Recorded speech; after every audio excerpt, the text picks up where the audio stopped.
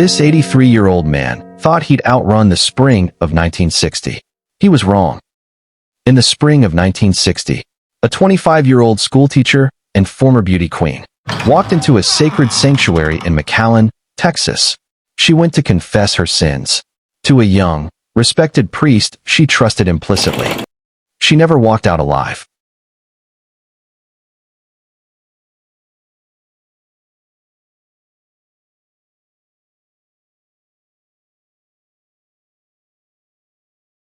This is America's most scandalous holy mystery, and it was never truly solved. February 2016, Scottsdale, Arizona.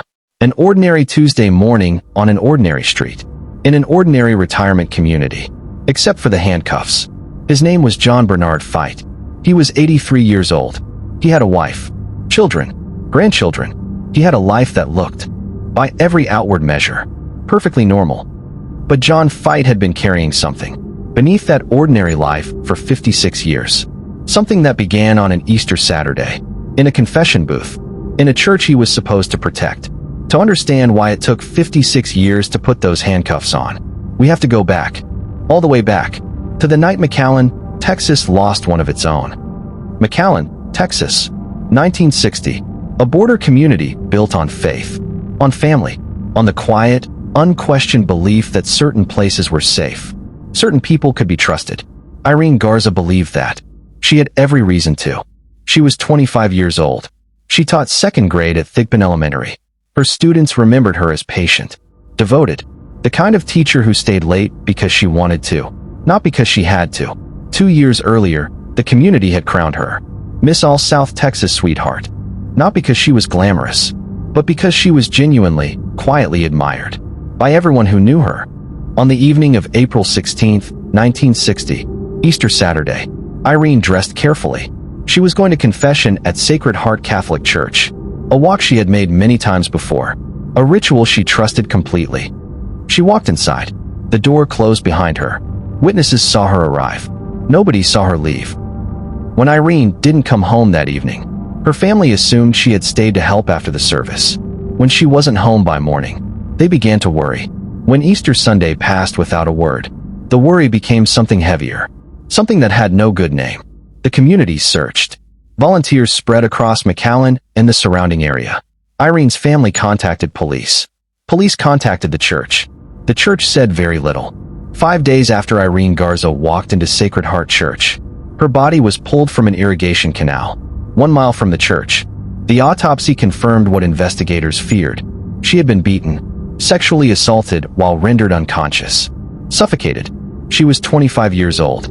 She had walked into a confession booth carrying her faith, like a shield, and someone inside that church had taken everything from her. Her name was Irene Garza, and for 57 years, the man who killed her walked free. The police were asking questions, building a case, following the evidence toward one man. But the police weren't the only ones looking at John Feit. The church had already found something they had absolutely no intention of telling the world. If you want to know what the church was hiding, and why it stayed hidden for 57 years, subscribe so you never miss a case like this one. And while you're here, drop a comment telling us where you're watching from. We have viewers from all over the world, following cases like Irene's. Let us know where you are. Now let's go back to 1960. Investigators had a suspect almost immediately. John Feit, the visiting priest who had been available to hear confessions the night Irene disappeared. His portable slide viewer was found near her body, a long, flexible cord still attached. When detectives brought Feit in for questioning, his story changed. First, he denied hearing Irene's confession at all. Then he admitted he had heard it, but not in the confession booth. In a private room, alone, a priest, a young woman, a private room, no screen between them, no witness. Then investigators discovered something else. 3 weeks before Irene disappeared, another young woman had been attacked at a Catholic church in a nearby town, assaulted from behind while kneeling in prayer. When shown a photograph lineup, she identified John Feit. Feit was tried for that assault in 1961. The jury deadlocked. Prosecutors did not retry him. Instead, they accepted a plea, a lesser charge, no prison time, $500, for the assault of a woman at prayer, 3 weeks before Irene Garza walked into a confession booth, and never came home. While investigators were still building their case, the Catholic Church was already moving. John Feit was quietly removed from McAllen.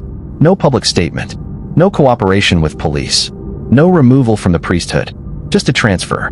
He was reassigned to Assumption Abbey, a Trappist monastery in Ava, Missouri, and the investigation into Irene Garza's murder went cold. But the secret did not travel quietly. When Feit arrived at the monastery in 1963, the spiritual director, a man named Dale Tacheny, was briefed by his superiors. He was told that Feit had murdered someone, that Feit had confessed to the killing, that Tacheny was to determine whether Feit was fit for monastic life. Tacheny spent months with Feit, and what Feit described was not vague, not ambiguous, not something that could be explained away. He described a young woman, a cord, a cellophane bag placed over her head, suffocation. Tacheny did not go to police. He went to his superiors instead. His superiors said nothing, and John Feit, the man two institutions now knew, had confessed to a murder, was allowed to continue living inside the walls of that monastery for years, in silence, protected. 1972, John Feit left the priesthood, got married, moved to Arizona, raised 3 children, became a grandfather, built a quiet life in the southwestern sun, while Irene Garza's family was still writing letters. They wrote to police, to prosecutors, to journalists, to anyone who would listen. And every single time, the answer was the same. Too old, too complicated, too hard to prove. Irene Garza's family did not have the resources of a church. They did not have the reach of a monastery. They did not have the protection of an institution. They had a table and paper, and the refusal to accept that the truth was simply too inconvenient to matter. In 2002, 42 years after Irene Garza's murder, the Texas Rangers Cold Case Unit opened the file, and Ranger Rudy Jaramillo began knocking on doors that had been closed for 4 decades. He tracked down Father Joseph O'Brien, a priest who had known John Feit personally in McAllen, who had been there in 1960, who had seen something he had carried in silence. For 40 years, O'Brien told Jaramillo that in the days immediately after Irene Garza disappeared, he had noticed scratches on Feit's hands. Deep scratches, the kind that don't come from garden work. He had asked Feit about them directly, and Feit had confessed, right there, between 2 priests, before the monastery, before Missouri, before Arizona, before any of it. Feit had looked at O'Brien and told him what he had done to Irene Garza. O'Brien had not gone to police. He had gone to church superiors, who had arranged Feit's transfer, who had absorbed the confession, buried it inside the institution. Now, 40 years later, he was telling a Texas Ranger what he should have told an investigator in 1960. Then Jaramillo found Dale Tacheny, the monastery counselor, the man who had carried Feit's second confession.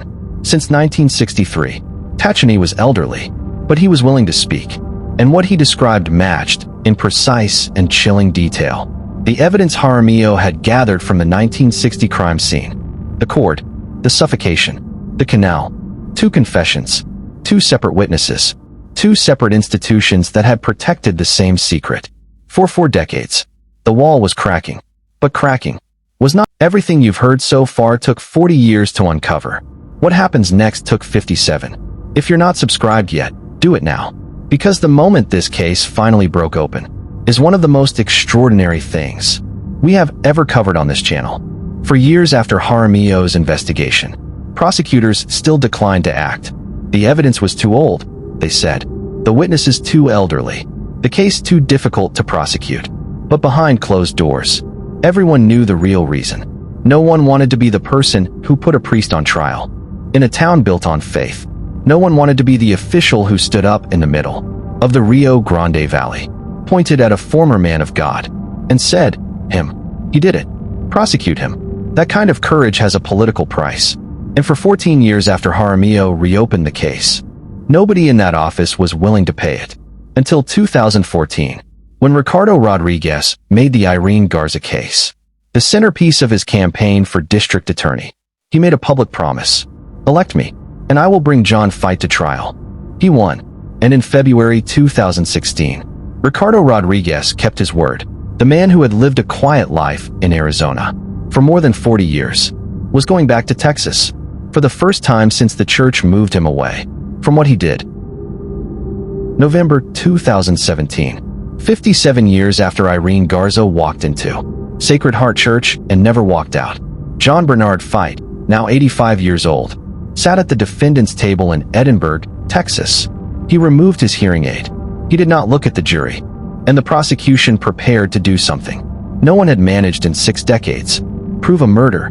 Without DNA, without modern forensics, without a single piece of technology that hadn't existed in 1960, they were going to prove it. With confessions, human memory, and the stubborn refusal of a family to let the truth stay buried. Dale Tacheny was 88 years old when he walked into that courtroom. He had been a monk for most of his adult life. He had carried what John Feit told him in 1963 for 54 years. And now, in the last chapter of his own life, he sat down in front of a jury and said it all out loud. He described a young woman, a cord used to bind her, a cellophane bag, suffocation. He told the jury he had not known, until years later, that the woman John Feit described was Irene Garza. He had spent 54 years carrying the confession of a murderer, without knowing whose murder it was. The prosecution also presented Father O'Brien's account, the scratches on Feit's hands, the private confession between 2 priests, the church superiors who were told and chose silence. They presented Feit's slide viewer found near the canal. They presented the pattern the other woman attacked 3 weeks earlier in a church while kneeling, who had identified Feit by photograph. 5 days of testimony, 6.5 hours of deliberation. On December 7, 2017, 57 years and almost 8 months after Irene Garza walked into Sacred Heart Church, the jury found John Bernard Feit guilty of murder. He was sentenced to life in prison. Irene Garza's family wept in the gallery. Her relatives, who had carried this fight across generations, embraced in the courthouse hallway. One of her family members spoke quietly to reporters afterward. She said, "He now stands in front of the ultimate judge. He left this earth never showing remorse for killing Irene. God have mercy on his soul." John Feit did not accept the verdict. Within days of his conviction, his legal team filed notice of appeal. They argued the evidence was insufficient, that memories spanning 6 decades could not be trusted to convict a man of murder, that an 85-year-old man had been sentenced to life in prison on the testimony of an 88-year-old monk. And that was not justice. That was the past consuming the present. The appeal moved through the Texas court system. Slowly, the way legal proceedings always move, when the people inside them are running out of time. And John Feit, convicted murderer, former priest, retired grandfather, was running out of time. While the appeal was pending, Irene Garza's family waited. Again, after 57 years of waiting for a trial, they were now waiting to find out if that trial would survive, if the verdict would hold, if the system that had failed Irene in 1960 would finally hold the line in 2019. In 2019, a Texas appeals court agreed to hear arguments on whether Feit's conviction should be overturned. The legal ground was shifting. The same institutions that had protected Feit in 1960 and the same systems that had refused to prosecute him for decades were now being asked to decide whether the conviction that finally came was sound, whether the memories of 2 elderly men who had carried a secret for more than 50 years were enough. The appeal was still pending. When January 2020 arrived, John Bernard Feit, 87 years old, was in his prison cell, and on a quiet morning in January, he died. Cardiac arrest. And here is where the case collapses. Not with a gavel, not with a judge's ruling, not with an exoneration. Quietly, in paperwork. In Texas law, when a defendant dies during an active appeal, the appeal is not decided. It is abetted, dismissed, as if the appeal never existed, as if the conviction never became final. The law simply stops. John Feit's conviction was not overturned by a court. No judge reviewed the evidence and ruled it insufficient. No panel declared him innocent. No formal appellate decision was ever made. What happened was something the legal system has no good word for. He died convicted. But the conviction was never final. The appeal was never decided. The case never officially closed. For the Garza family, this was not the ending they had fought for. They had wanted a conviction that no court could question, A verdict that would stand in the legal record permanently, unambiguously. Finally, what they received instead was something the law calls abatement. Something that means. The question was asked. The jury answered it. And then the law walked away before anyone could decide if the answer was correct. On the evening of April 16, 1960, Irene Garza walked down this aisle. She walked toward this booth. She believed it was sacred, that the priest on the other side of the screen could be trusted, that faith was its own protection. She was wrong. John Feit never confessed to Irene's murder in public. Not in a courtroom, not in his prison cell, not to his family, not ever. He carried his denial to the grave, the same way he carried everything, in silence, letting other people hold what he refused to speak. But here is what John Feit could not account for. The confession booth works both ways. He had used its silence to hide. He had trusted that what happened in that room would stay in that room. He confessed to a fellow priest. The church moved him. He confessed to a monk. The monastery kept silent. And for 57 years, he was right. But a monk in his 80s flew to Texas, sat in a witness chair, and said out loud what he had carried, in silence for 54 years. The confession John Feit gave to hide what he did became the confession that convicted him. The silence he depended on broke. Irene Garza waited 57 years for her name to mean more than a cold case file. If you believe stories like hers deserve to be told with the truth they were denied for decades, please consider subscribing to Fatal Flaw. We are on a mission to document 10 of America's most overlooked mysteries before this summer is over, and your support is the only reason we can keep digging. Click the video on your screen now to see the Pennsylvania case we discussed earlier, another story of a vow broken and a justice delayed.